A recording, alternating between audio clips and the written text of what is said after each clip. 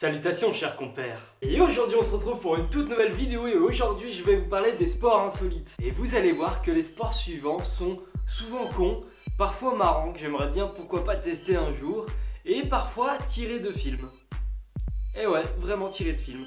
En tout cas j'espère que cette vidéo va vous plaire et vous allez mettre un gros pouce bleu, n'hésitez pas pour soutenir, à vous abonner et à partager la chaîne à tous vos potes, l'Ultimate Taserball. Ce nom fait quand même très futuriste, mais c'est toujours un peu stylé. Vous allez voir que ce sport-là est quand même assez bizarre parce qu'il est assez étrange. Mais je vous avouerai que j'adorerais le tester, même s'il faut être quand même un peu sadomaso sur les bords. Un match oppose deux équipes de 4 joueurs, dont un goal par équipe. Les équipes se disputent un ballon de 60 cm de diamètre, donc il doit être quand même assez gros, ouais, un peu comme ça. Chaque joueur possède un taser. Vous ne rêvez pas, il y a 8 tasers sur le terrain tranquillement qui se baladent, comme ça on peut taser les gens. Non, je déconne, en fait il y a des zones, il y a les shock zones, donc c'est des zones qui sont sur le terrain et vous pouvez là, dans ces zones-là, taser les gens. Et le terrain fait 25 cm. 25 mètres plutôt, c'est mieux, c'est quand même un peu plus grand.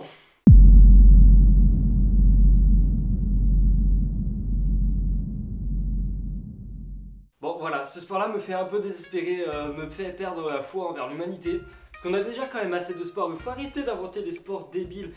Et celui-là il s'appelle Euconcanto. Rien que le nom, tu te dis mais d'où est-ce qu'il vient ce sport là, c'est quoi ce sport? Alors oui, c'est pas un sport violent. C'est pas un sport justement où il y a de la violence, je sais pas pourquoi je me justifie, ça n'a rien à voir totalement. En fait, dans ce sport-là, c'est des sports composés de 2 personnes par équipe, donc en fait c'est une course. Avant tout, c'est une course composée de 2 personnes par équipe. Et c'est pas une course normale ou une course de relais, non, c'est une course où tu portes ta partenaire. Donc souvent c'est l'homme qui porte la femme, et en fait tu la portes de n'importe quelle manière, tu fais comme tu veux, tant que tu la portes et qu'elle touche pas le sol, et tu cours. Ah oui, évidemment, c'est pas juste porter sa femme comme ça sur une zone plane, bah non, ça serait trop facile bien sûr. Non, en fait, faut la porter sur une zone où il y aura des obstacles, donc tu peux passer dans l'eau, avoir des petits sauts, je sais pas, mais c'est complètement fou. Et le terrain fait 250 mètres de long, bah bonne chance à tous ces concurrents parce que ça va être assez chaud pour gagner une course comme ça. Ah oui, aussi, faut que le poids de la femme soit assez réglementé parce que voilà, si ta femme pèse 20 kg, même si ça c'est quand même assez rare, et ce serait trop facile en fait, il faut que ta femme pèse minimum 49 kilos.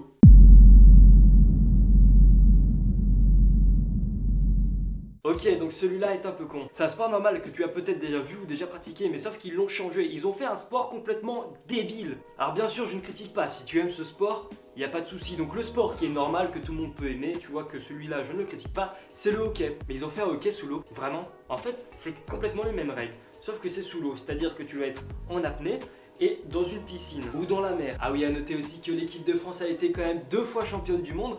C'est pas rien, c'est bien, mais il faut savoir quel Français est prêt à jouer à ce sport-là.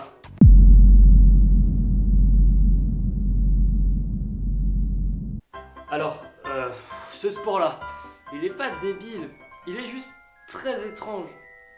C'est pas normal en fait. Donc, je vous dis que... Attendez quoi? Vous connaissez cette musique? Mais oui, mais bien sûr. Mais c'est la musique d'Harry Potter. Mais qu'est-ce qu'il y a comme sport dans Harry Potter? Mais j'ai une idée, mais le Quidditch? Alors là les gars, je sais pas quoi dire. Parce que dans le film c'est stylé, tu vois, ils volent, il y a le bif d'or, il y a les grands panneaux, il n'y a pas mieux, tu vois, c'est vraiment un sport qui pourrait être vraiment cool si vraiment on avait des balais qui volaient. Mais on n'a pas ces balais. Faut savoir que le sport est un sport mixte, que les équipes sont composées de 7 joueurs et qu'une partie se termine lorsque les attrapeurs, donc c'est les personnes qui poursuivent le bif d'or, l'ont attrapé. Ah oui, et aussi à savoir qu'il y a 4 balles. Donc les arbitres aussi gardent un œil sur les balles qui rentrent dans les cercles, mais aussi doivent garder un œil sur les attrapeurs et le bif d'or. Parce que en fait la partie se termine, mais ça fait plus 30 points pour l'équipe qui a attrapé le bif d'or. Donc je suppose que s'il y a une équipe qui a 70 points et une autre à 30 points, et celle-ci attrape le bif d'or, ça fait 70 contre 60, donc je ne pense pas qu'ils ont gagné. Mais après, si vous jouez à ce sport-là, n'hésitez pas à me dire en commentaire pour me rectifier, parce que je vous avoue que je ne sais pas. Et bien merci les gars d'avoir regardé cette vidéo, c'est déjà la fin de celle-ci. N'hésitez pas à mettre un gros pouce bleu, à partager celle-ci à tous vos potes. Vous pouvez aussi commenter et à vous abonner si vous ne l'êtes pas déjà. J'espère que, en tout cas, tout vous a plu, que ces sports vous ont fait rire ou alors qu'ils vous ont peut-être, pourquoi pas, interpellé s'ils vous intéressent. Il y aura la source de ces sports dans la description, donc du coup si vous voulez en apprendre plus sur ceci. Bye tout le monde!